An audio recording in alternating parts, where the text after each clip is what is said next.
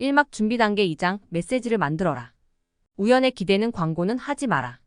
나는 많은 시간을 들여 여러 다양한 형태의 지역이나 전국 단위의 매체를 주의 깊게 살펴본다. 기사보다는 광고를 보기 위해서다. 그때마다 거의 대부분 광고가 얼마나 지루하고 비슷하고 쓸모없는지 놀라곤 한다. 오늘날 광고업계에서 벌어지는 낭비는 엄청나다. 소규모 사업자들은 돈뿐만 아니라 수많은 기회를 낭비하고 있다. 대부분 영세기업의 광고 구조를 요약하면 다음과 같다. 회사 이름, 회사 로고, 제공되는 제품 서비스 항목, 최상의 품질, 최상의 서비스 또는 최상의 가격이라는 주장, 무료 견적 제한, 상세 연락처. 마치 군대에서 이름, 계급, 군번을 말하는 식이다. 그들은 광고를 내보낸 바로 다음날 자기 제품이나 서비스가 당장 필요한 잠재 고객이 우연히 그 광고를 보고 뭔가 행동하기를 기도한다. 나는 이런 광고를 우연에 호소하는 마케팅이라고 부른다. 정말로 우연히 그 물건 혹은 서비스를 필요로 하는 잠재 고객이 정말로 제때, 정말로 우연히 그 광고를 발견해 판매가 이루어지는 운 좋은 사고가 벌어지기도 한다. 만일 이런 운 좋은 사고가 일어나지 않는다면 아무도 광고하지 않을 것이다. 운 좋은 사고가 가끔은 일어나기 때문에 그런 광고에서 불규칙한 매출이나 관심 고객이 생기는 것이다. 광고로 인해 사업주들은 손해를 보지만 가끔은 매출이 발생하기 때문에 그나마 그런 광고를 하지 않으면 안 된다는 두려움에 휩싸인다. 다음 주에 그들이 기대했던 큰 매출이 나올지 누가 알겠는가. 마치 카지노에 가서 슬롯 머신을 하는 것과 같다. 그들은 돈을 넣고 손잡이를 잡아당기며 대박을 터뜨리기를 바라지만 대부분 돈만 날리기 일수다. 가끔씩 몇 푼의 돈을 되돌려 받는데 이 때문에 희망을 버리지 못하고 계속 돈을 넣고 손잡이를 당기다가 결국 돈만 더 잃는다. 이제는 정말 의도적인 마케팅을 시작할 때가 되었다.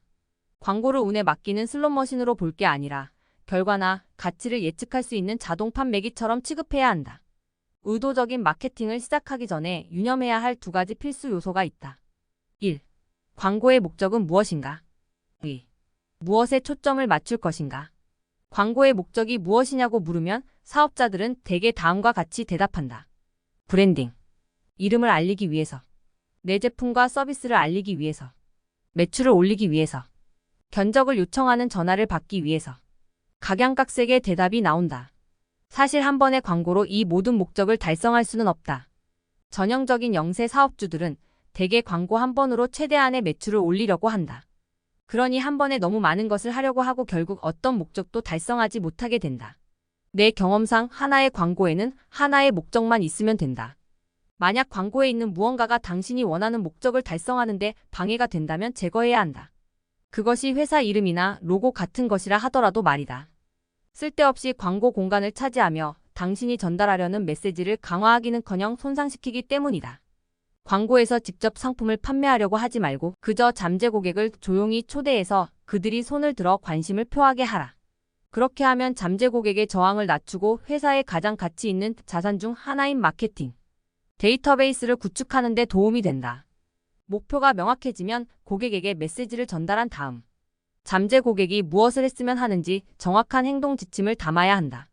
광고를 보고 바로 수신자 부담 전화번호를 돌려 주문하기를 원하는가? 전화를 하거나 회사 웹사이트를 방문해 무료 샘플을 요청하길 원하는가? 무료 견적을 요청하길 원하는가? 그렇다면 주저하지 말고 전화 주세요. 같은 뻔하고 막연한 표현보다는 아주 분명하게 원하는 행동을 요구해야 한다. 한마디로 잠재 고객이 광고를 본 다음 무엇을 해야 하고 그 대가로 무엇을 얻을 수 있는지가 명확히 담겨 있어야 한다. 물론 그들이 행동할 수 있게 여러 방법을 제안하는 것이 중요하다. 예를 들어 상품 주문을 원한다면 온라인 전화 쿠폰, 동봉 등 상품을 주문할 수 있는 다양한 기능을 제공하라. 사람마다 소통 방식에 대한 선호도가 다르다. 그들에게 여러 대응 수단을 제공하고 본인이 가장 편한 방법을 선택할 수 있게 한다. 파티나 모임에서 밤새도록 자기 이야기만 떠드는 사람 옆에 앉아본 적이 있는가? 무척이나 지루했을 것이다. 그저 건성으로 웃으며 공손하게 고개를 끄덕이지만 마음은 딴 데 있고 출구만 하염없이 바라볼 뿐이다. 소기업의 광고도 대부분 이와 마찬가지다. 그들의 광고는 대개 자신에 대해 말하는 데 초점을 맞춘다. 잠재 고객의 필요와 문제에 대해 말하기보다는 자화자찬에 집중한다. 눈에 띄는 로고와 회사 이름, 장황한 제품과 서비스 항목, 업계의 선구자라는 주장 등등. 이 모든 것들이 날 좀 봐줘요. 라고 외치고 있다. 하지만 불행하게도 당신은 경쟁자가 많아 포화 상태인 시장에 있다. 모든 장사꾼이 날 좀 봐줘요. 라고 외치면 그것은 그저 배경 소음으로 들릴 뿐이다. 이와는 대조적으로 직접 반응 마케팅은 표적 고객의 욕구, 생각, 감정에 주로 초점을 맞춘다. 그렇게 함으로써 잠재 고객의 마음속에서 진행되는 대화에 참여한다. 당신 회사는 더 깊은 차원에서 잠재 고객에게 반향을 일으키게 되고 그저 목소리 높여 자기 이야기만 늘어놓은 99%의 다른 광고와 차별화될 것이다. 파티에서 상대방은 그저 출구만 바라보고 있는데 밤새도록 자기 얘기만 떠드는 사람 같은 광고물을 만들지 마라. 그리고 어떤 것도 운에 맡기지 마라. 광고에서 당신이 달성하려는 것이 무엇인지, 잠재 고객이 어떤 행동을 했으면 하는지를 정확히 파악하라. 독특한 판매 제안을 개발하라. 많은 영세 기업은 존재감이 별로 없다. 그들의 웹사이트나 마케팅 자료에서 이름과 로고를 제거하면 아무도 그들이 누구인지 모른다. 그들은 동일 범주에 속하는 다른 기업들과 특별히 다를 게 없다. 그들의 존재 이유는 겨우 목숨을 부지하며 그럭저럭 현상을 유지하거나 어쩌면 손익분기점에도 이르지 못하는 사업주의 청구서를 지불하기 위해서일 뿐이다. 고객의 관점에서는 특별히 그들의 제품을 사야 할 이유가 없으며 영세업자 또한 우연히 시장에 존재한다는 이유만으로 판매하고 있을 뿐이다. 특히 소매업계에 이런 영세기업들이 많다. 그들이 올리는 매출이라고는 무작위로 매장에 들어오는 고객에게서 일어날 뿐이다. 사실 영세기업을 특별히 찾는 고객도 없으며 그들이 제공하는 것을 적극적으로 원하는 사람도 없다. 그들이 없어도 아무도 그리워하지 않는다. 가혹하지만 그것이 현실이다. 문제는 그들이 모두 또 다른 미투 기업이라는 점이다. 그들은 어떻게 가격을 결정했을까? 어떻게 자기 제품을 만들기로 결정했을까? 어떻게 현재의 마케팅을 하기로 결정했을까? 그들은 대개 가장 가까운 경쟁자가 무엇을 하는지 보고 따라하거나 뭔가 살짝 바꾸었을 것이다. 오해하지는 마시라.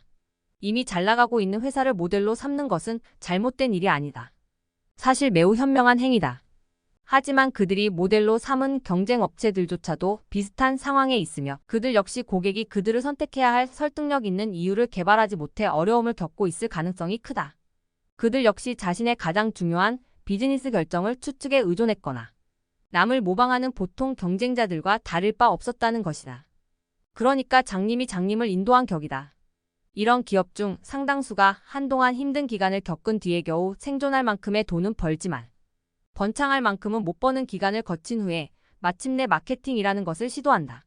하지만 그들은 한결같이 뻔한 미투 메시지로 미투 기업의 마케팅을 시작한다. 예상대로 그런 마케팅이 제대로 효과를 낼 리 만무하다.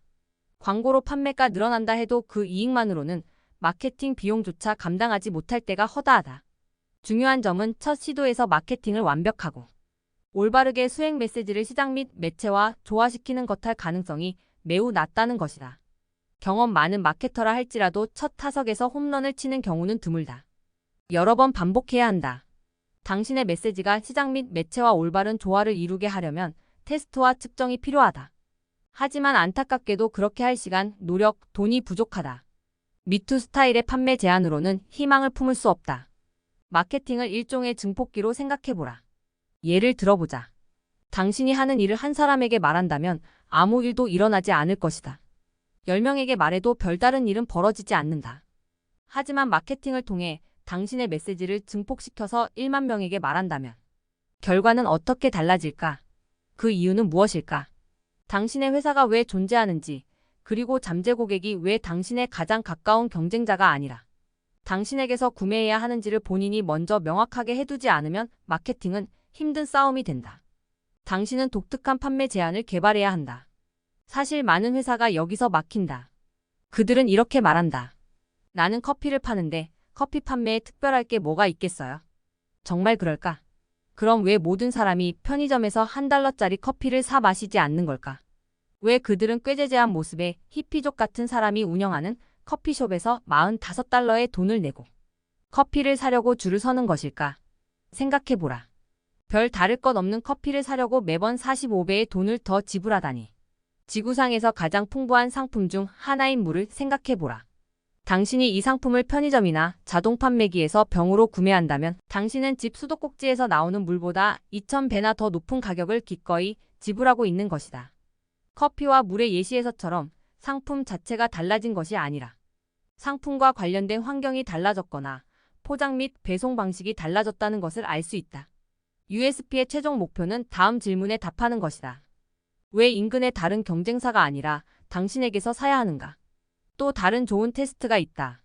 내가 웹사이트에서 당신 회사 이름과 로고를 제거해도 고객들이 여전히 당신이라는 것을 알 수 있을까? 아니면 업계의 다른 회사라고 생각할까? 영세 기업들이 USP를 개발하면서 저지르는 공통된 실수가 품질이나 훌륭한 서비스가 USP라고 주장하는 것이다. 여기에는 두 가지 문제가 있다. 1. 품질이나 훌륭한 서비스는 고객의 기대치이다. 이는 좋은 기업이라면 당연히 실천해야 할 사항이지 당신만의 특징은 아니다. 2. 잠재 고객들은 당신 회사 제품을 구매하고 나서야 그 품질과 서비스가 좋다는 것을 알게 된다. 그러나 독특한 판매 제안은 그들이 구매 결정을 내리기 전에 끌어들이기 위한 것이다. 잠재 고객이 가격에 대해 묻기 시작할 때 당신은 상품으로 마케팅하고 있음을 실감한다. 그러나 회사를 상품으로 포지셔닝해 가격만으로 평가받는 것은 영세 사업자에게는 최악의 상황이라 할 수 있다.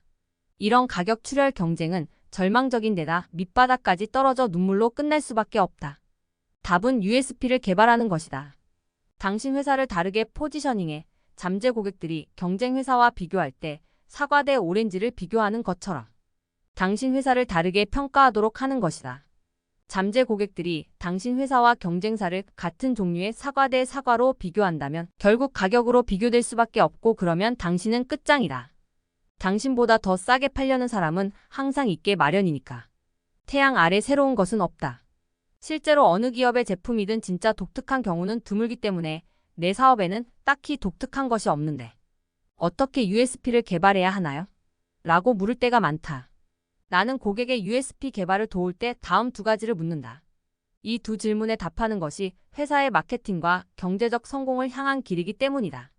당신도 이 두 질문을 스스로 해보고 그에 답해보기 바란다. 1. 잠재 고객이 그 물건을 왜 사야 하는가? 2. 왜 당신에게서 사야 하는가? 이 질문에 명확하고 간결하며 정량적 답변을 할 수 있어야 한다. 우리가 최고다라거나 우리 제품의 품질이 가장 좋다 같은 미적지근한 대답은 허튼 소리일 뿐이다. 당신만의 장점은 무엇인가? 이 질문에서 당신만의 독특함은 꼭 제품 자체에 대한 것만이 아니다. 사실 정말 독특한 제품은 거의 없다고 해도 과언이 아니다. 독특함은 포장, 배송, 고객 지원 또는 판매 방식에 있을 수 있다. 경쟁업체가 바로 길 건너편에 있는데 고객이 당신과 거래하려고 일부러 길을 건너오게 하려면 이 같은 방식으로 당신이 하는 일을 포지셔닝해야 한다. 이것을 잘 해놓으면 사람들이 애플 신제품을 사기 위해 밤새 줄 서서 기다리는 것처럼 당신의 비즈니스를 그렇게 만들 수 있다. 고객의 마음속 진짜 의도를 헤아려라. 우리는 고객의 머릿속이 궁금하다. 그들이 원하는 건 무엇일까? 그들이 원하는 것은 당신이 파는 물건 자체가 아니라 대개는 당신이 파는 물건이 가져다주는 결과다. 그 차이를 이해하기 어려울 수 있지만 실제로 그 차이는 엄청나다. 예를 들어 5만 달러짜리 시계를 사는 사람은 50달러짜리 시계를 사는 사람과 전혀 다른 것을 산다고 할 수 있다. 비싼 시계를 사는 사람은 단순히 시간을 보기 위해서가 아니다. 그들은 높은 지위, 고급스러움, 특권을 사는 것이다. 고객의 마음을 헤아려 실제로 어떤 결과를 사려고 하는지 알아내야 한다. 그 결과가 무엇인지 알아낸 다음 그것을 토대로 당신만의 독특한 판매 제안을 만들어야 한다. 예를 들어 인쇄업자라면 가격으로 경쟁하는 상품 사업에 종사하고 있는 것이다. 당신은 가능한 한 빨리 가격 경쟁 상황에서 벗어나기를 원한다.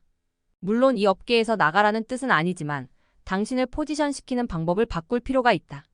우선 명함, 브로셔, 인쇄물 같은 상품 판매를 중단하고 당신은 왜 인쇄소에 오셨습니까? 당신이 인쇄물을 통해 정말 얻고 싶은 것은 무엇입니까? 같은 열린 질문을 던져본다. 잠재 고객은 명함이나 브로셔 자체를 원하는 것이 아니다. 고객은 명함과 브로셔가 자신들의 사업에 도움이 되기를 원한다. 그러니 그들과 함께 앉아서 다음과 같은 대화를 나눠보라. 우리가 만들어준 인쇄물로 당신이 성취하려는 것은 무엇입니까? 인쇄 감사를 통해 당신이 인쇄물을 사용하려는 모든 목적을 평가해 보겠습니다. 물론 이 과정에서 인쇄 감사에 대한 비용을 부담할 수 있다.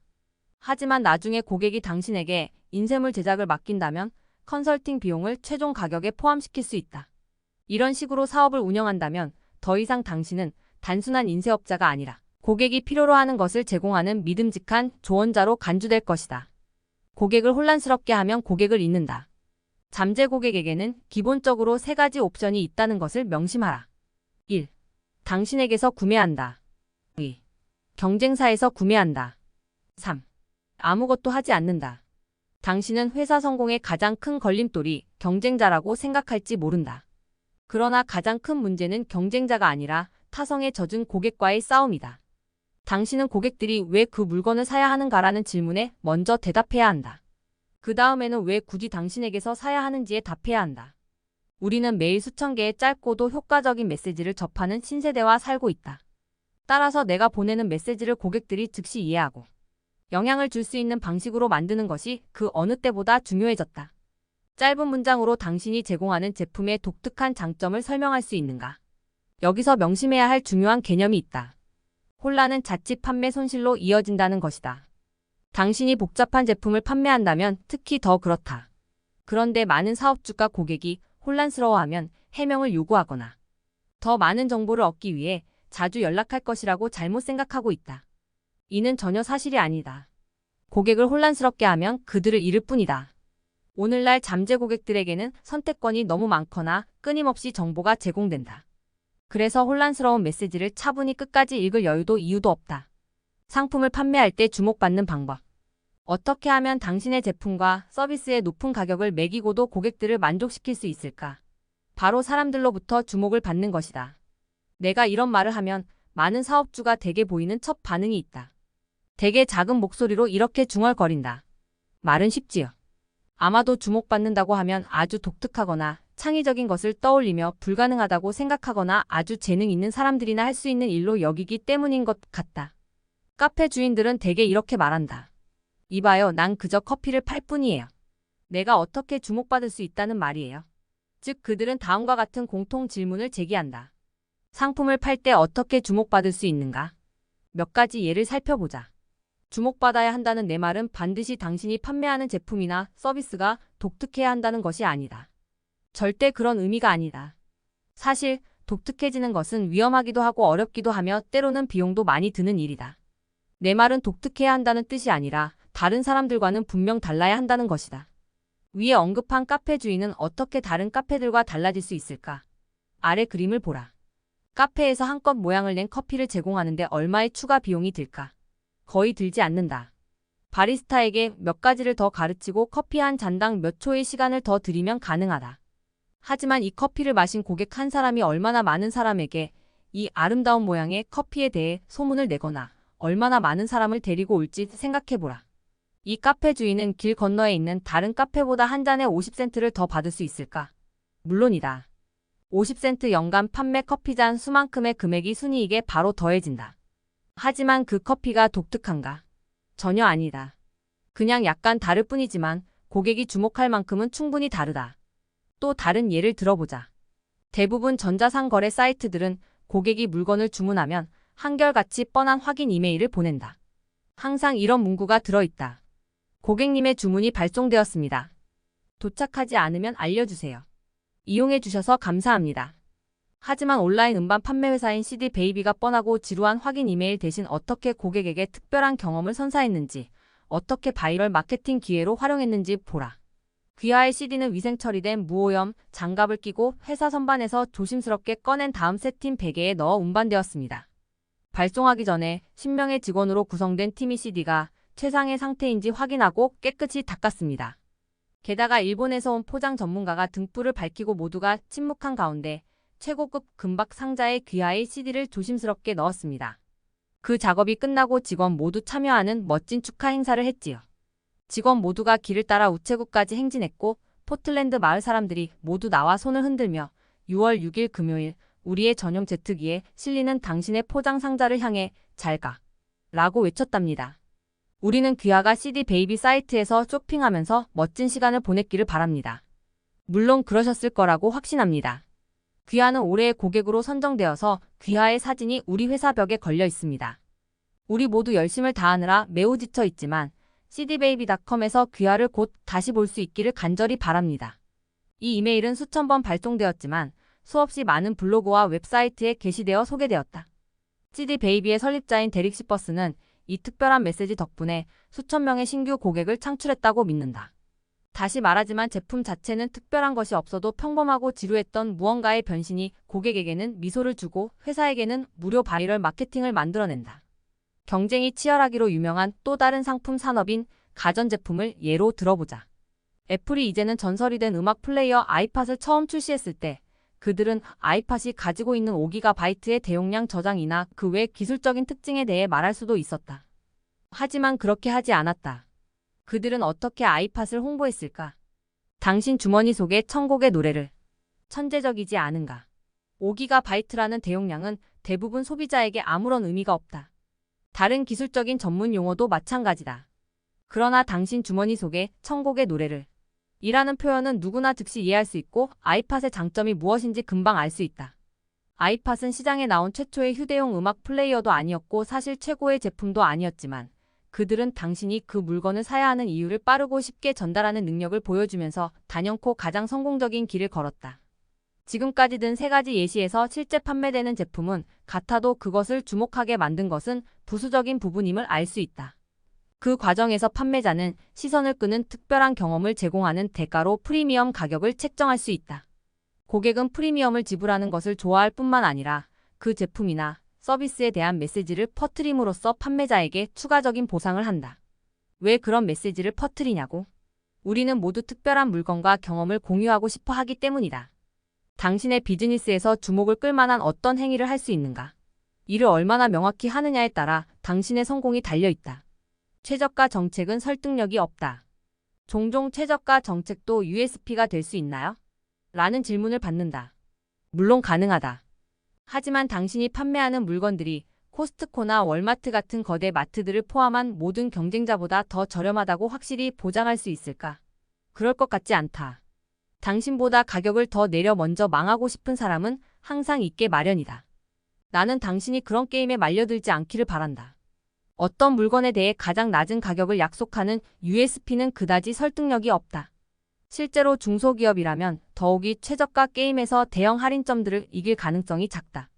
솔직히 말하자면 당신도 그것을 원하지는 않을 것이다. 더 높은 가격을 책정하고도 더 나은 고객을 끌어들일 방법이 있다. 직관에 어긋나 보이지만 저가 제품을 찾는 고객보다 고급품을 사는 고객의 불만사항이 훨씬 더 적다. 나는 여러 산업에 걸쳐 다양한 회사를 통해 이를 직접 목도하고 경험했다. 가격을 깎아주는 것보다 더 좋은 방법은 당신이 제안하는 물건 혹은 서비스의 가치를 높이는 것이다. 묶음 판매, 추가 서비스, 맞춤형 솔루션 등은 모두 크게 비용을 들이지 않고 고객에게 진정한 가치를 제공할 수 있는 방법들이다. 이 방법들은 또 당신이 동일한 상품 경쟁 게임에서 벗어나 앞서 언급한 바와 같이 사과 대 오렌지 비교 게임을 창출할 수 있도록 돕는다. 요컨대 선수를 싫어하지 말고 게임을 싫어하라는 것이다. 실제 상황에서는 피하기 어려울 수 있지만 결코 상품 가격 게임을 해서는 안 된다. 당신만의 USP를 개발하고 그것을 실행하라. 당신이 거래하는 사람들이 그 조건에 따라 게임을 하도록 만들어라. 30초짜리 짧은 엘리베이터 피치 만들기. 사업주로서 당신의 제품이 어떤 문제를 해결해주는지 간결하게 전달하는 능력도 진정한 예술이다. 특히 비즈니스 환경이 복잡하다면 더욱 그렇다. 당신의 USP를 제대로 보여주는 좋은 방법은 엘리베이터 피치를 만드는 것이다.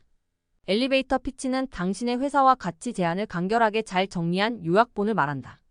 엘리베이터를 타는 30초에서 90초 정도 되는 짧은 시간 안에 전달할 수 있도록 만든다는 의미에서 생긴 용어다.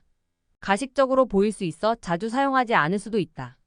그러나 당신의 메시지와 USP를 명확히 하는 데는 큰 도움이 된다. 또 다음 단원에서 설명할 제안서를 작성할 때도 요긴하게 사용할 수 있다. 무슨 일을 하세요?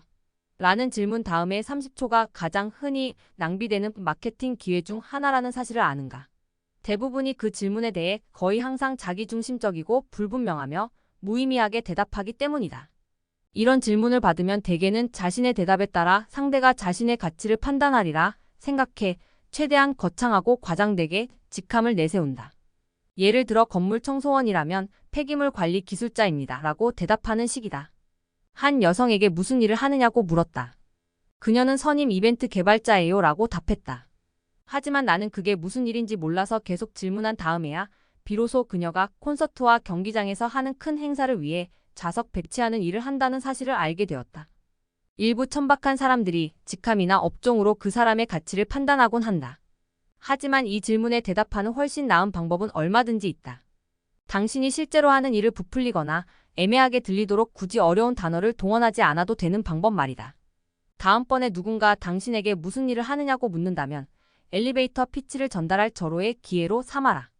여러 다양한 환경에서 당신의 마케팅 메시지를 꼬박꼬박 전달해볼 완벽한 기회다. 물론 당신은 강압적이고 불쾌한 영업사원으로 인식되기를 원치 않을 것이다. 그래서 엘리베이터 피치를 적절하게 구성하는 것이 중요하다.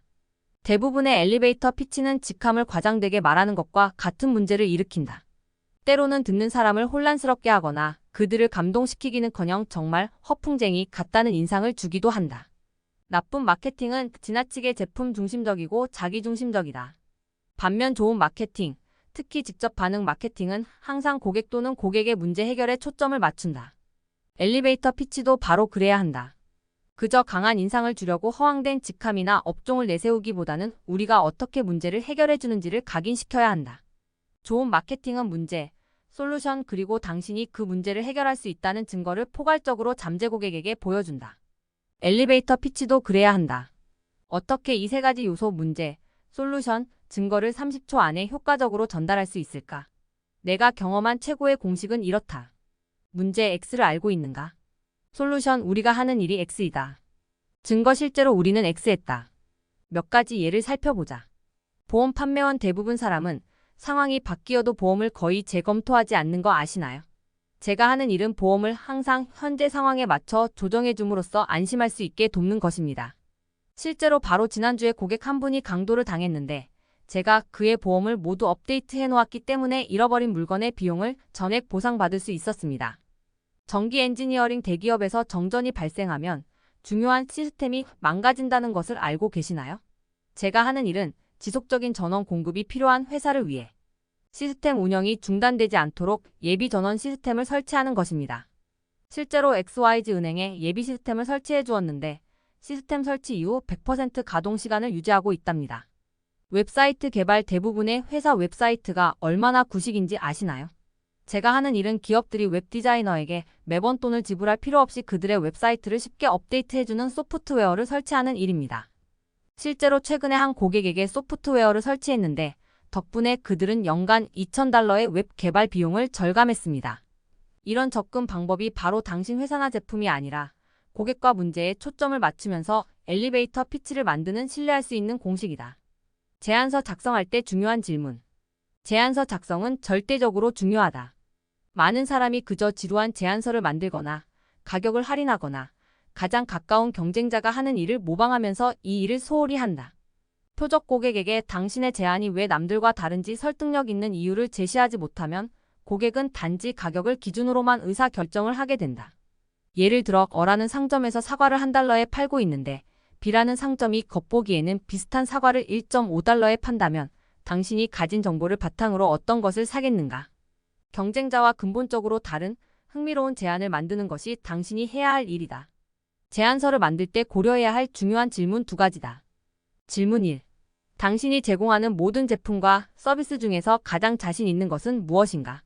예를 들어 고객이 원하는 결과를 얻었을 때만 제품이나 서비스에 대한 값을 받는다면 어떤 제품 혹은 서비스를 제공하겠는가?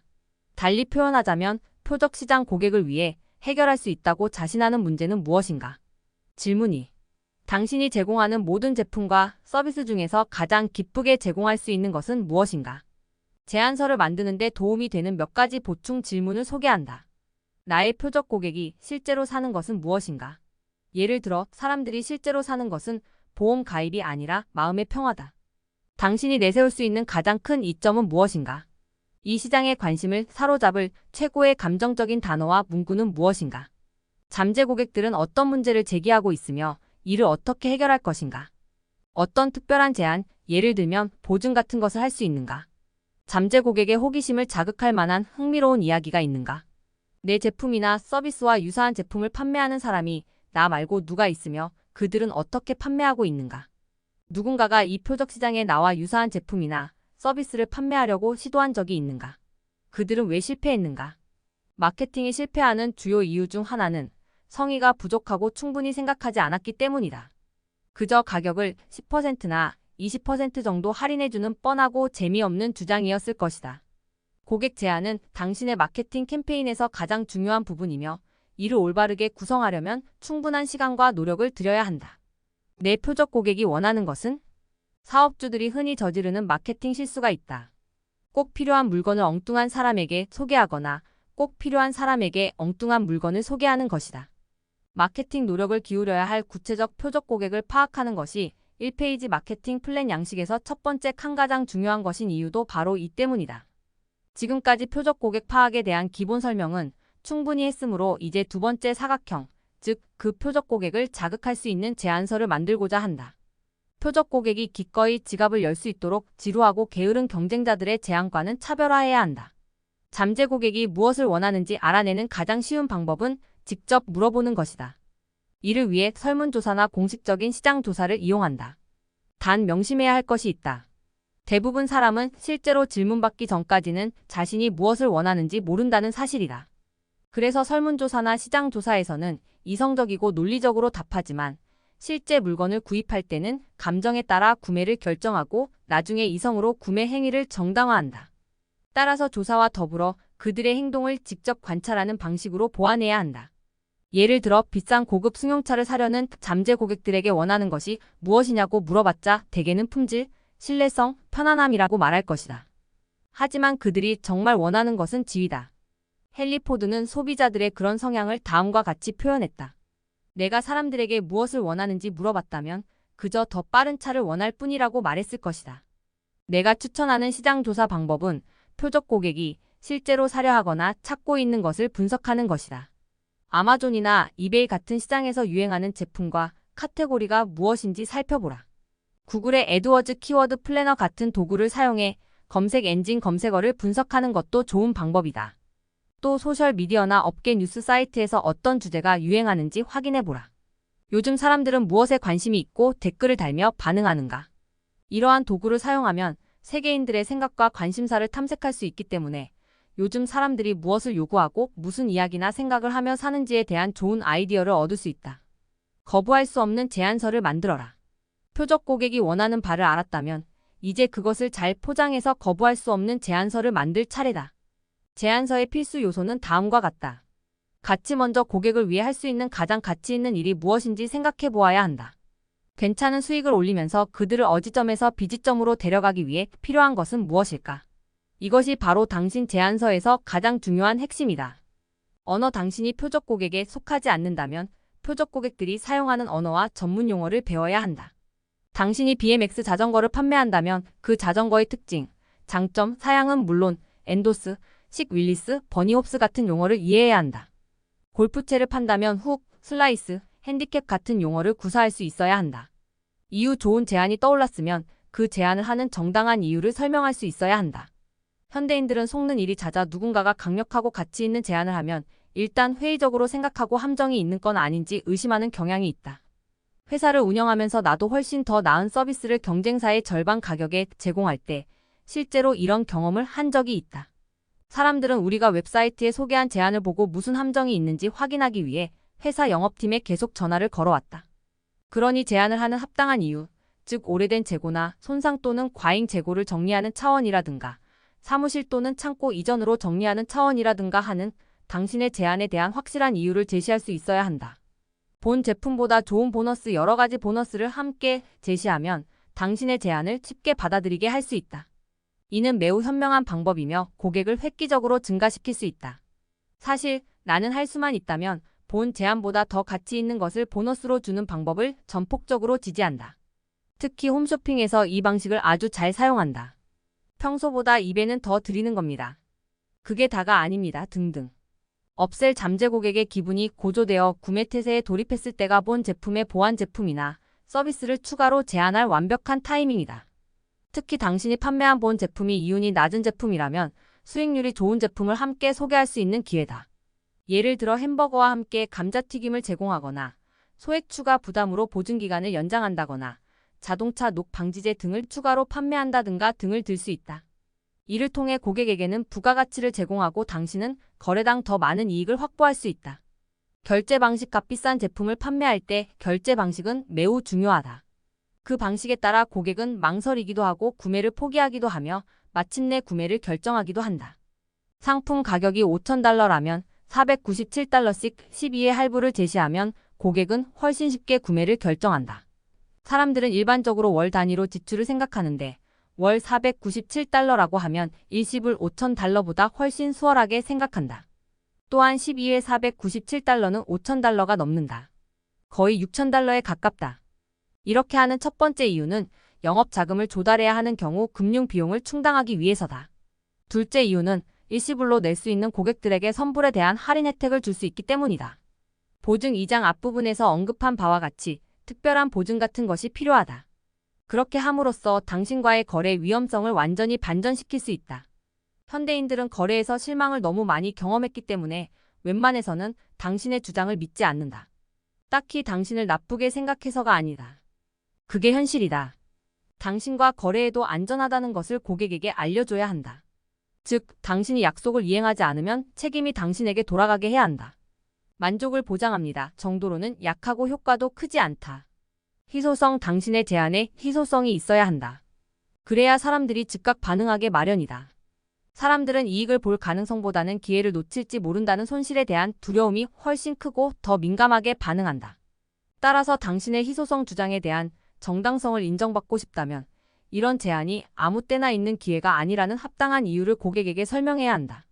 당신은 한정된 공급, 한정된 시간, 한정된 자원을 갖고 있다. 이것을 마케팅에 유용하게 사용하라. 당신이 가지고 있는 시간이나 가용 재고에 대해 실시간 감소 상황을 보여줄 수 있다면 기회 상실에 대한 고객의 두려움을 더욱 고조시킬 수 있다. 지금까지 살펴본 바와 같이 설득력 있는 제안을 하는 데는 여러 요소가 있다. 그저 10% 할인과 같은 게으르고 사려 깊지 못한 제안을 하는 것은 마케팅 비용을 쓰레기통에 버리는 것과 같다. 충분한 시간을 들여 설득력 있고 사려 깊은 제안을 만들어 보라. 고객 전환율도 급격히 높아지고 수익도 크게 좋아질 것이다. 고객의 고통을 공략하라. 머리가 깨질 듯이 아프다. 약장을 열고 뒤져봐도 먹다 남은 알약, 연고, 비타민만 보이고 진통제는 하나도 없다. 지금 당장 이 통증에서 벗어나게 해줄 진통제를 사러 동네 약국으로 달려간다. 그런 상황에서 가격 따위가 신경 쓰이겠는가? 지금 가고 있는 동네 약국이 아니라 다른 약국에 가면 혹시 더 싸게 살 수 있을지 모르니 그곳으로 가봐야겠다는 생각이 들겠는가? 물론 그럴 리 없을 것이다. 지금 당신은 고통스럽고 즉각적인 통증 완화가 시급하다. 동네 약국의 진통제 가격이 다른 약국보다 2~3배 더 비싸다 해도 동네 약국에서 살 것이다. 당장 고통을 당하면 우리는 평소에 하던 이른바 알뜰 쇼핑 같은 생각은 할 겨를이 없다. 당신의 고객과 잠재 고객도 마찬가지다. 그런데도 기업들은 고객이 현재 겪고 있는 고통에 대해 이야기하기보다 자기 제품의 기능과 장점만 늘어놓을 때가 많다. 지금 당장 심한 두통을 호소하는 사람에게 진통제를 팔기 위해 약사가 굳이 많은 판매 노력을 기울일까? 거의 어떤 노력도 필요 없을 것이다. TV를 팔든 차를 팔든 컨설팅을 하든 마찬가지다. 당신에게도 고통스러워하는 잠재 고객이 있다. 그들은 당신 제품의 특징이나 장점보다는 지금 당장의 통증 완화를 원한다. 예를 들어 당신이 내게 TV를 팔려고 한다면 HDMI 포트가 4개 달렸고 4K 해상도를 자랑한다며 그 TV의 기능과 장점을 내세우려 할지 모른다. 하지만 그런 기능들은 대부분의 사람들에게 거의 의미가 없다. 대신 당신이 내 고통을 타깃으로 삼는다고 생각해보라. TV에 대해 내가 가진 고통은 그 무겁고 복잡한 기기를 우리 집까지 끙끙거리며 직접 가져와서 포장을 풀고 집에 있는 다른 기기와 연결해 설치하느라 짜증날 만큼 많은 시간을 소비해야 한다는 것이다. 그러니 가격을 조금 할인해주면서 당신을 단순한 상품 판매자로 포지셔닝하는 대신 TV를 우리 집까지 직접 배달해주고 깔끔하게 벽에 설치해주면서 화질이 훌륭한지 확인하고 주변 기기들과 완벽하게 작동하도록 연결까지 해준다면 어떨까? 그것이 바로 내 고통을 덜어주는 일이다. 당신이 그렇게 해준다면 나는 단지 제품의 특징과 장점을 장황하게 나열하는 곳과 가격을 일일이 비교하는 일에 별로 신경 쓰지 않을 것이다. 위에서 TV를 예로 들었지만 어떤 상품이든지 고객의 고통을 덜어주는 방식으로 접근한다면 당신은 나와 거래를 틀 수 있다. 게다가 내가 당신 회사의 열성 팬이 되어 다른 고객들에게 소개할 가능성도 커진다. 당신은 이제 단순한 상품 판매자가 아니라 문제를 해결하는 사람이 되었기 때문이다. 이제 당신은 같은 사과끼리의 비교가 아니라 사과와 오렌지를 비교하는 게임을 하는 것이다. 이런 엄청난 상황을 어떻게 이 TV는 HDMI 포트 4개와 4K 해상도를 자랑합니다. 라고 말하는 것과 비교할 수 있겠는가? 기능이나 장점을 내세우며 판매하는 행위는 잠재 고객이 당신을 단순한 상품 판매자로 보고 오직 가격만으로 제품을 구매하게 만들 때 좋은 방법일 뿐이다. 당신은 고객을 위한 문제 해결사, 즉 진통제가 되고 당신을 동종의 경쟁사와 비교할 필요가 없게 만드는 것이 필요하다.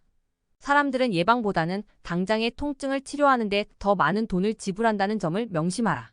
미래의 즐거움을 약속하기보다는 현재의 고통을 목표로 삼는 것이 훨씬 더 높은 고객 전환율, 훨씬 더 높은 고객 만족, 훨씬 더 낮은 가격 저항으로 이어질 것이다. 당신의 업계에서 고객이 느끼는 통점, 페인 포인트를 찾고 고객의 고통을 덜어주는 해결사가 되도록 노력하라. 광고 문안 작성하기 사람들을 지루하게 하지 마라. 설득력 있는 단어를 구사하는 것만큼 풍부한 보상을 주는 기술은 없다. 감정에 호소하며 행동에 옮기도록 동기부여하는 방식으로 잠재 고객이 왜 당신의 경쟁자가 아니라 당신에게서 구매해야 하는지를 명확하게 설명하는 것은 마케팅 전문가의 특별한 기술이다. 이 책의 앞부분에서 직접 반응 마케팅은 기존 마케팅과는 매우 다른 광고 문안 작성 기법을 사용한다고 했다. 직접 반응 마케팅에서는 표적 고객의 감정을 자극하는 문구를 구사한다. 기존의 뻔하고 지루하고 전문적으로 들리는 문구를 사용하는 대신 교통사고처럼 비록 원하지는 않지만 쳐다보지 않을 수 없는 강력한 문구를 사용한다. 감정적 직접 반응 유도 카피라이팅은 헤드라인, 강력한 광고 문구, 설득력 있는 행동 요구 등으로 고객의 시선을 끈다. 그래서 그것을 인쇄된 판매술이라고 부르기도 한다. 많은 기업, 특히 전문직 종사자나 기업 고객에게 제품과 서비스를 판매하는 기업들은 이런 유형의 문구가 자신의 시장에는 적합하지 않다고 생각할 수도 있다. 물론 그런 경우 표적 고객에 대한 접근 방식을 조정해야 할 수도 있지만 표적 고객이 누구든 마찬가지다. 그렇다 하더라도 감정적인 직접 반응 유도 카피라이팅을 무시하면 큰 실수로 이어질 수 있다. 당신이 포춘 500대 기업의 CEO이든 건물 청소원이든 우리는 모두 감정의 소유자들이며 따라서 감정에 따라 먼저 구매 결정을 한 뒤에 나중에 이성으로 구매를 정당화한다. 여보, 나는 그저 안전을 위해 포르쉐 911을 샀을 뿐이에요. 독일 자동차는 안전에 관한 한 믿을만하니까요. 뭐 이런 식이다. 실제로는 사회적 지위 때문에 샀지만 말이다. 기업주들을 직접 만나보면 그들의 실제 모습은 마케팅에 나타나는 모습과 전혀 다를 때가 많다. 사실 대부분의 사람들은 전문가로 보이고 싶어 광고에서 자신의 진짜 모습을 드러내지 않는다. 그래서 그들의 광고는 종종 몸이 건조하고 뻔해 보인다. 광고에서 로고와 이름만 바꾸면 그 회사는 그 산업에 종사하는 전혀 다른 회사가 될 수 있다. 광고에서도 사람들을 실제 만나서 행동하는 방식처럼 의사소통을 한다면 훨씬 더 큰 성공을 거둘 텐데 안타깝기 그지없다. 그들을 직접 만나보면 대개는 매우 지능적이고 다른 사람의 말에 귀를 기울이며 자신이 하는 일에 열정적이지만 광고와 영업 문구를 작성할 때는 갑자기 얼어붙는 것 같은 느낌이다. 광고를 작성할 때 그들은 갑자기 전문가처럼 보이기 위해 애쓰고 보통의 대화에서는 결코 사용하지 않을 법한 애매한 단어와 구절을 사용하기 시작한다. 그러니까 최고의 제품 시너지, 전략적 연계 같은 용어를 남발한다. 친구나 동료 간의 실제 대화에서는 절대 사용하지 않는 단어들이다. 사실 사람들은 기업에게 물건을 구매하는 것이 아니라 사람에게서 물건을 구매한다. 사람들은 1대1 대면하는 판매의 세계에서는 관계와 신뢰의 구축을 잘 이해하면서도 어떤 이유에서인지 마케터로서 1대 다중의 입장이 되면 많은 사업주가 자신의 본래 모습을 제쳐두고 얼굴 없는 기업처럼 행동해야 한다고 생각한다. 앞서 말했듯이 광고 문안을 작성하는 것은 인쇄된 판매술이다. 광고 문구도 한 사람과 직접 대화하는 것처럼 만들어야 한다. 단조롭고 지루한 전문가 같은 판매 문구를 구사하는 것이야말로 잠재 고객의 흥미를 잃게 하는 지름길이다. 진부한 표현과 업계 최고의 공급업체라는 주장은 당신 회사를 흔한 미투 기업으로 보이게 만들 뿐이다. 미투 기업들은 자신을 차별화할 만한 특별한 것이 없기 때문에 불가피하게 오직 가격만을 조차 필요에 따라 쇼핑하는 최저 수준의 공통분모 고객을 끌어들인다. 사람들은 신뢰감, 진짜 모습, 소신을 좋아한다. 그들이 설령 당신에게 동의하지 않는다 하더라도 진실하고 개방적인 당신의 본 모습을 존중할 것이다. 본연의 모습을 솔직하게 드러내는 것이 고만고만하고 단조로운 시장에서 당신을 돋보이게 해줄 것이다. 항상 상습적으로 꽤 긴 시간을 차지하는 TV 포맷 중 하나인 뉴스 진행자의 경우를 보자. 방송국들은 왜 뉴스 진행자의 얼굴을 보여주는데 그렇게 많은 방송 시간을 낭비할까? 그냥 진행자의 목소리만 내보내고 그 시간에 더 많은 콘텐츠와 뉴스 화면을 보여줄 수도 있을 텐데 말이다.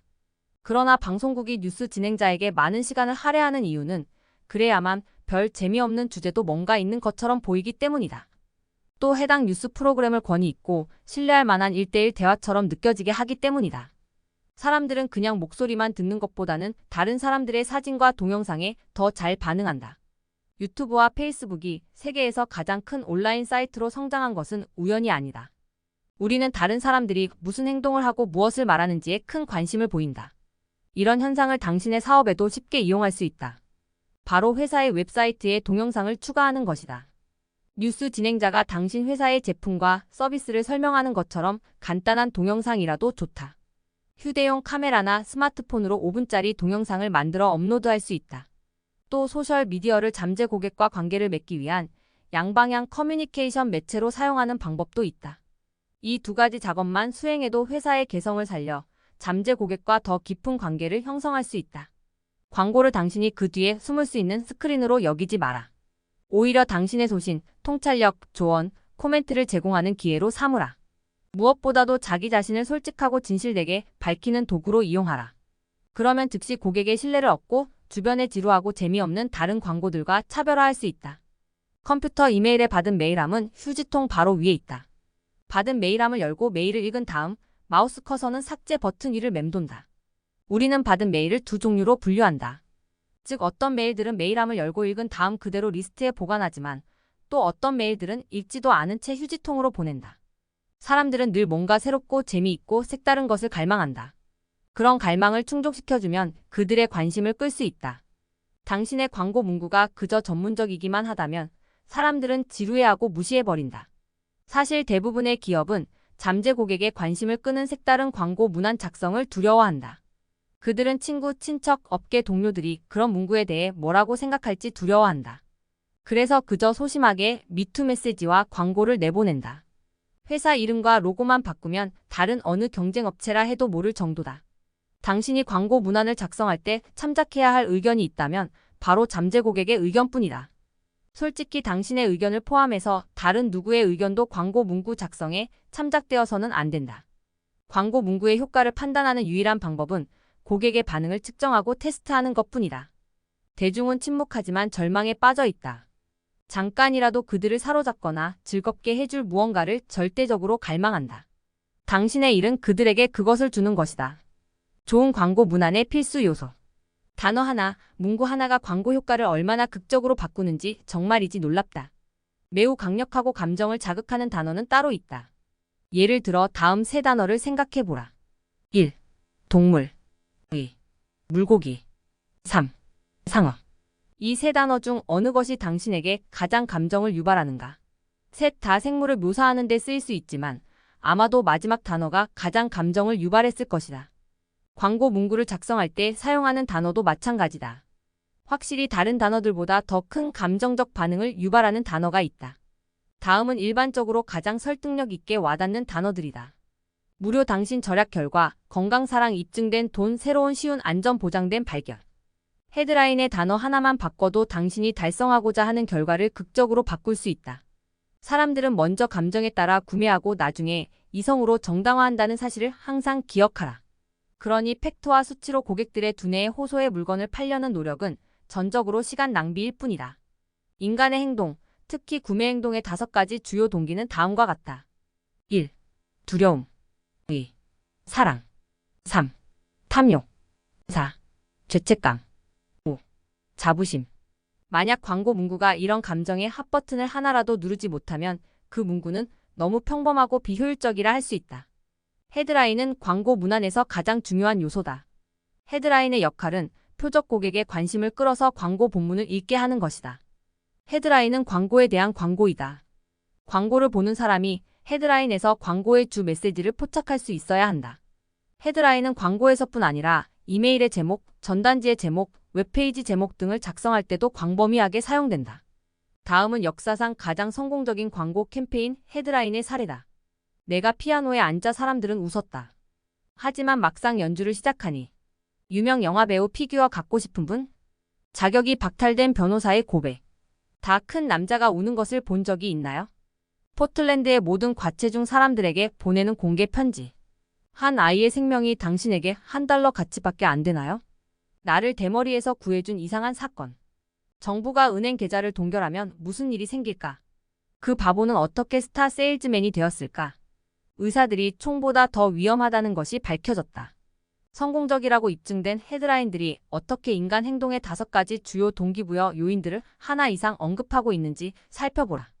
1pmp.com에 들어가면 광고 역사상 가장 성공적인 헤드라인 수백 개의 목록을 볼 수 있다. 두려움, 특히 손실에 대한 두려움은 광고 문구에서 유발할 수 있는 가장 강력한 감정적 핫버튼 중 하나다. 특정 단어가 특정 감정과 어떻게 연결되는지 이해하면 강력한 힘을 발휘한다. 이것이 너무 조작적이라고 우려하는 사람도 많지만 이 방법은 다른 강력한 도구들처럼 선의의 목적으로도 악의의 목적으로도 사용될 수 있다. 실제로 많은 사람이 2가지 목적으로 이 방법을 사용한다. 예를 들어 날카로운 칼은 외과 의사가 사용하면 생명을 구할 수 있지만 범죄자가 사용하면 생명을 빼앗아갈 수 있다. 어느 쪽이든 우리는 이 강력한 도구가 어떻게 작동하는지 이해해야 한다. 이를 사용하지 않는 삶은 생각할 수 없으니까 말이다. 감정적 직접 반응 유도 광고 문안 작성도 마찬가지다. 그것은 강력한 판매 수단이다.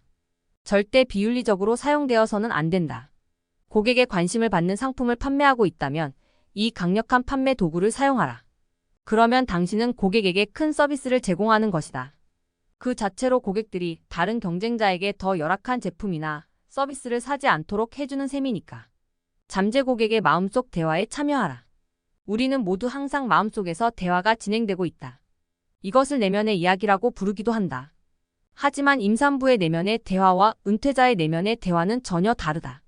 물론 광적인 운동 중독자와 매일 TV만 보는 사람의 내면의 생각도 다를 것이다. 표적 고객을 올바로 이해하는 것이 중요한 이유도 바로 이 때문이다. 특정 유형의 표적 고객에게는 감정을 유발하지만 다른 고객에게는 전혀 상관없을 수 있다. 당신의 표적 고객이 누구인지 그리고 그들의 감정적 동기가 무엇인지 정확히 이해하지 못하고서는 감정을 유발하는 광고 문안을 작성할 수 없다. 표적 고객이 무슨 생각을 하고 무엇을 말하는지, 그들이 사용하고 반응하는 언어의 종류는 무엇인지, 그들이 어떻게 하루를 보내는지, 그리고 그들의 마음속에서 진행되는 대화가 무엇인지 먼저 깊이 이해하지 않고서는 단 한마디의 광고 문구도 쓸 수 없다. 그들의 두려움과 좌절은 무엇인가? 무엇이 그들을 흥분시키고 동기를 부여하는가? 그런데 광고 문안을 작성할 때 이런 조사를 종종 무시한다. 이는 강력한 문구를 내세운 광고가 실패하는 주된 이유이기도 하다. 감정을 유발하는 광고 문안 작성은 마케팅 무기고의 강력한 도구인 건 맞지만 전체 과정의 일부라는 점도 잊어서는 안 된다. 조사, 문안 작성, 테스트 및 측정에 이르는 전 과정을 제대로 수행해야만 비로소 경쟁 업체보다 99.9% 앞설 수 있다. 잠재 고객의 마음속에서 진행되는 대화에 들어가는 또 다른 방법은 고객의 고민을 다루는 것이다. 마케팅을 할 때 당신의 회사를 호의적으로 보이고 싶어 하는 것은 당연하다. 그러나 이런 접근 방식이 때로는 가장 일반적인 마케팅 실수로 이어지기도 한다. 그러니까 당신 회사와 거래하는 것의 긍정적인 측면만 주장하면서 정작 고객의 고민, 즉 당신 회사의 물건을 구매함으로써 발생할 수 있는 위험을 언급하지 않는 초보적인 실수를 범한다. 편도체는 우리 뇌에서 두려움을 일으키는 부분이다. 살아가면서 겪는 중요 사건에 대한 우리의 반응을 관할하고 눈앞에 닥친 위험을 경고하기 위해 두려움을 자극한다. 밤중에 의심스러워 보이는 사람이 미행하는 것을 알고 심장이 두근거린다면 편도체가 제대로 작동하고 있는 것이다. 그건 분명히 좋은 역할이다. 하지만 잠재 고객의 뇌에 있는 편도체가 당신이 물건을 사지 못하게 방해한다면 그리 좋은 역할은 아니다. 당신이 커피숍을 운영하든 병원을 운영하든 잠재 고객이 당신에게서 뭔가를 구매하려고 할 때 그들의 편도체는 구매와 관련된 잠재적인 위험에 대해 판단을 내린다. 편도체가 평가하는 위험이란 게 그저 당신 커피숍의 라떼는 맛이 없다라는 사소한 것일 수도 있고 당신 병원에서 수술하다가 죽을 수도 있다처럼 심각한 것일 수도 있다. 어느 쪽이든 편도체가 내리는 위험 평가는 항상 이면에서 진행된다. 당신은 기업주의자 마케터로서 이 개념을 확실하게 이해해야 한다. 당신이 마케팅에서 이 문제를 회피한다면 잠재 고객의 두뇌에 있는 편도체가 통제되지 않고 제멋대로 판단의 거래를 중단시킬 수도 있다. 좋든 싫든 고객의 두뇌에서 이런 위험 평가가 이루어지고 있다는 점을 고려하면 이 평가에 과감하게 참여해서 편도체가 당신과의 거래를 위험하다고 평가하기 전에 해결할 방법을 찾는 것이 좋지 않겠는가. 영업 교육에서는 고객의 반대를 극복해야 한다고 배우지만 실제로 반대 목소리는 그렇게 자주 나오지 않는다. 우리 사회는 예의를 중시하므로 고객들은 겉으로는 생각해 볼게요 라고 마음에도 없는 대답을 한다. 하지만 편도체 내부에서는 어서 여기서 나가라고 외친다. 좋은 광고 문구의 역할은 망설이는 부정적 잠재 고객에게 당신 회사의 제품이나 서비스가 그들을 위한 것이 아님을 미리 알려주는 것이다. 그렇게 해야 하는 세 가지 이유가 있다. 첫째, 표적 고객에 속하지 않는 사람이나 당신이 제공하는 제품이나 서비스에 적합하지 사람을 걸러내주기 때문이다. 그렇게 함으로써 적합하지 않거나 고객이 될 확률이 낮은 사람들에게 시간을 낭비하지 않을 수 있다. 또 잘못 알고 물건을 샀다고 주장하는 고객에 대한 환불과 불만 처리도 줄일 수 있다. 둘째, 이 제품이 정말로 누구를 위한 제품인지 알려주면 회사의 신뢰도가 즉시 높아진다. 즉, 당신이 제공하는 제품과 서비스가 누구를 위한 것인지, 그리고 누구를 위한 것이 아닌지를 미리 알려줌으로써 그런 구분이 공평하게 느껴지게 한다. 셋째, 당신의 제품이나 서비스가 자신들을 위한 것으로 예상하는 사람들은 당신이 그 제품이나 서비스가 모두를 위한 것이라고 말할 때보다 자신들의 요구에 훨씬 더 잘 맞춰져 있다고 강력하게 느낀다. 자신들이 표적이 되어 특별하게 대우받는다고 느끼는 것이다. 잠재 고객의 마음에 들어가는 또 다른 훌륭한 방법은 그들이 무엇을 불평하는지 미리 간파해서 소위 공공의 적이라고 불릴 만한 단어를 찾아 광고 문구에 사용하는 것이다. 대부분의 사람들에게 자신의 일이 잘 풀리지 않은 이유를 물어보면 다음과 같은 단어들이 가장 많이 오르내린다. 경제정보 너무 높은 세금 열악한 양육 환경 가족이나 친구의 응원 부족 시간 부족 자금 부족 기회 부족 기술이나 교육의 부족 불공정한 상사. 그런데 이 목록에서 빠진 게 하나 있다. 바로 자기 자신이다. 한 주요 신문이 생활비 압박 지출에 비해 버는 게 너무 적다의 원인과 관련해 전국 설문조사를 했는데 그런 상황에 대해 자신에게 책임이 있다고 말한 사람은 극히 적었다. 생활비 압박의 책임이 누구에게 있다고 생각하는가? 안전연구저널에 따르면 미국인의 74%가 자신을 중산층으로 생각했다. 평균 이하라고 생각하는 사람은 단 1%에 불과했다. 이것은 생활비 압박의 책임이 누구에게 있느냐는 질문과 다를 바 없다. 아이들이 문제가 생겼을 때 내 잘못이 아니에요 라고 말하는 것을 얼마나 많이 들었던가. 어른들도 마찬가지다. 우리 대부분은 자신이 잘못했다고 생각하지 않는다. 그런 사실을 알았다면 이제 어떻게 해야 할까? 첫째, 광고 문구에서 고객이 처한 상황에 대해 절대 고객 탓을 해서는 안 된다. 그들의 마음속에서 진행 중인 대화에 참여하려면 우리의 마케팅 메시지는 그 같은 기존의 사고 과정을 고려해야 한다. 그들의 생각이 우리와 한참 다르더라도 말이다. 앞서 언급한 공공의 적을 사용하는 것은 잠재 고객이 가지고 있는 내 잘못이 아니에요 라는 사고방식을 활용하는 좋은 방법이다. 잠재 고객의 관점에서 생각하고 그들이 언급한 책임 목록에서 그들에게 가장 관련 있는 것을 골라 당신이 제시할 해결책과 연결하라. 예를 들면 회계사는 다음과 같은 광고 헤드라인을 사용할 수 있다. 욕심 많은 세금 관리들에게서 당신이 힘들게 번 돈을 되찾는 방법을 무료로 알려드립니다. 이는 잠재 고객에게 솔루션을 제공하는 동시에 잠재 고객과 관계를 맺는 훌륭한 방법이다. 공공의 적을 사용함으로써 잠재 고객과 당신을 연결하고 당신을 공공의 적이 경우에는 세금과 싸우는 구원자로 보이게 만드는 것이다. 공공의 적을 직접 건드려 그들의 고민을 함께 다루고 그들의 마음속에서 이미 벌어지고 있는 대화에 들어가 수면 아래에 존재하는 감정을 어루만지는 것이다. 이것이야말로 불필요한 잡동사니를 뚫고 잠재 고객의 관심을 사로잡는 가장 좋은 방법이다. 제품, 서비스, 회사 이름 짓는 법. 다른 기업가들과 이른바 장명에 대해 여러 차례 이야기를 나눈 적이 있다. 그들과의 대화는 대개 다음과 같이 이어진다. 먼저 그들은 새로운 제품, 서비스 또는 새로운 프로젝트에 붙일 새 이름에 대한 내 의견을 묻는다. 그 다음에 그 이름에 대해 설명하는 식이다. 하지만 이름 짓기에 대한 내 생각은 이렇다. 당신이 어떤 이름에 대해 굳이 설명해야 한다면 그것은 이미 실패한 이름이다. 사실 모든 제목은 그 내용을 대변한다. 다시 말해 이름만 대면 그 제품, 서비스 또는 프로젝트가 무엇인지 자동으로 알 수 있어야 한다. 그렇지 못하다면 당신은 한 발 늦게 시작하는 셈이다. 내가 사람들에게 이렇게 조언하면 어떤 사람들은 믿을 수 없다는 듯 고개를 젓는다. 나이키, 애플, 스카이프, 아마존 등 특이한 이름을 가진 멋진 브랜드를 보라. 어떻게 브랜드 이름만으로 제품을 알 수 있단 말인가? 그렇다면 내 조언이 틀렸을까? 그런 유명 브랜드들은 자신들이 누구인지 그리고 무슨 일을 하는지를 사람들에게 알리기 위해 수억 달러를 광고에 지출한다. 당신도 자신을 알리기 위해 그렇게 많은 돈을 쓸 의향이 있는가? 지금 나는 물건을 팔거나 관심 고객을 창출하기 위한 광고를 말하는 게 아니다. 그들은 단지 자신들이 무슨 일을 하는지를 사람들에게 알리기 위한 광고에 거액을 쓰는 것이다. 하지만 우리 대부분은 그들처럼 돈을 펑펑 쓸 수 없다. 당신이 그들을 흉내내서 잘 모르는 애매한 단어를 이름으로 사용한다면 당신은 뒤처질 뿐 아니라 엄청난 돈이 들어가는 광고로 그것을 보완해야 한다. 그처럼 엄청난 돈을 쓰는 것을 피하기 위해 중소기업들은 회사 이름을 특이해 보이는 아쿠아 솔루션 대신 신속한 배관 수리 회사라고 짓는 것이다. 회사가 하는 일을 이름 그 자체로 훨씬 더 잘 설명하고 있지 않은가? 아쿠아 솔루션이라는 이름을 쓴다면 아쿠아는 라틴어로 물을 의미하며 회사는 완전한 배관 솔루션을 제공하기 때문에 그렇게 이름을 붙였다고 장황하게 설명해야 한다. 나는 뜻이 불분명한 회사 이름이나 제품 이름을 너무 많이 봐왔다. 진부한 말장난인 것도 있고 문학작품에서 따온 것도 있었다. 심지어는 그 이름을 붙인 사람만 그 뜻을 알 수 있는 지어낸 단어도 있었다. 하지만 현실은 그 이름이 아무리 기발해 보여도 그 이름의 의미나 기원을 해독하려고 애쓰는 사람은 거의 없다는 것이다. 당신의 회사가 당신에게는 자식과 같아서 특별한 이름이 의미가 있을지 모르지만 고객들은 그 이름의 의미에 대해 단 1초도 생각하지 않는다. 게다가 이름이 너무 기발하면 때로는 혼란을 일으킬 뿐 아니라 당신에게 불리하게 작용하기도 한다. 이 장의 앞부분에서도 말했듯이 혼란은 판매 손실로 이어진다. 고객을 혼란스럽게 하면 그들을 잃는다. 그건 아주 단순한 논리다. 그러니 기발함보다는 명확성을 택하라. 잠재 고객이 메시지를 읽고 이해하고 최적의 시기에 행동하게 만드는 것은 매우 어려운 일이다.